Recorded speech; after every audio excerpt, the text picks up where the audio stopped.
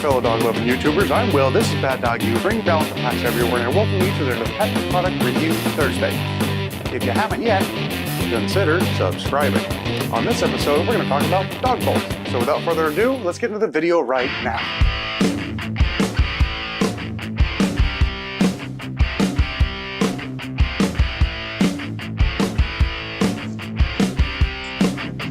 When, how often, and how long?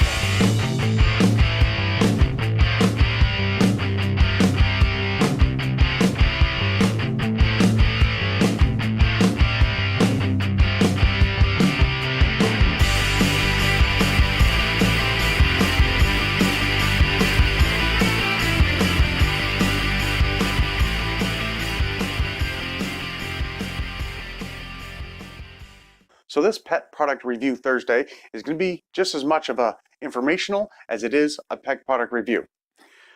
This is actually what I wanted to go over, and I got a heck of a deal. You can see there, $2.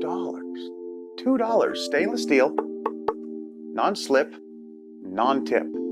Isn't that nice?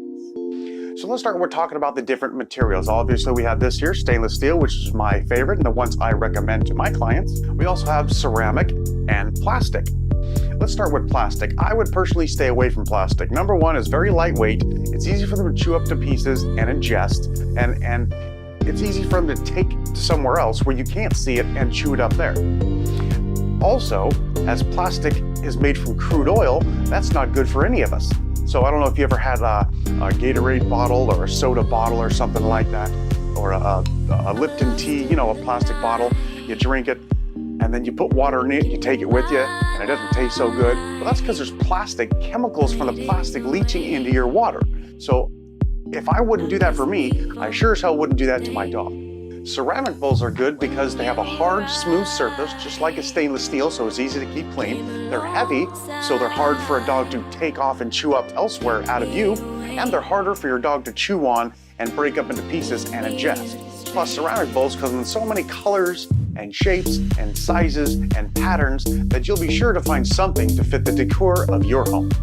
So we covered plastic and ceramic. Now we're going to move on to my personal favorite, the one I suggest to all my clients, the good old stainless steel bowl. The reason why I like them because they have a hard, smooth surface, a lot like ceramic, and it's easy to keep clean, and it's harder for things like algae and that film scum and all that kind of stuff to find the nooks and crannies, grab hold, and make a living in your dog's bowl. Now let's talk about shape.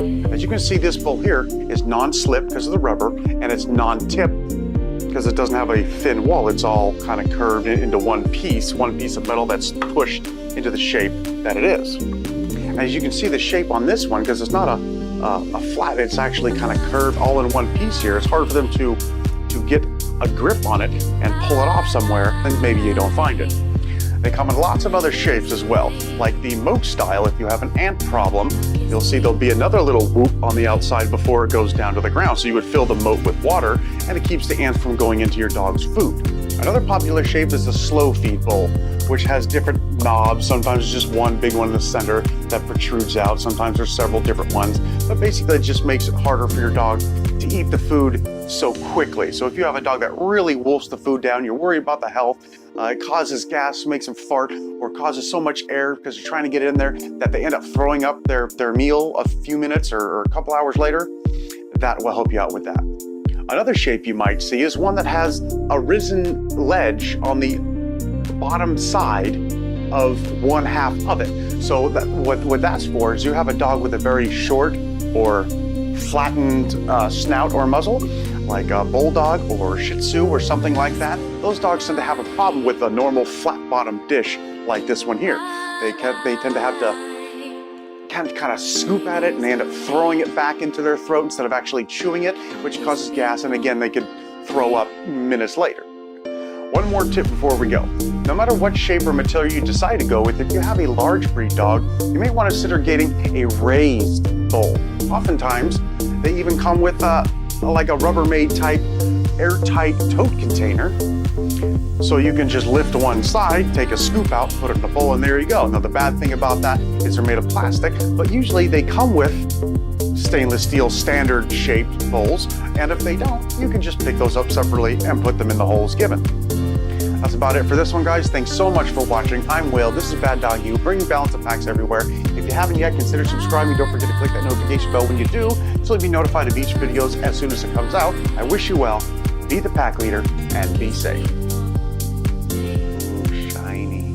Or non-tip, rather. Ugh. So non-slip, non-tip.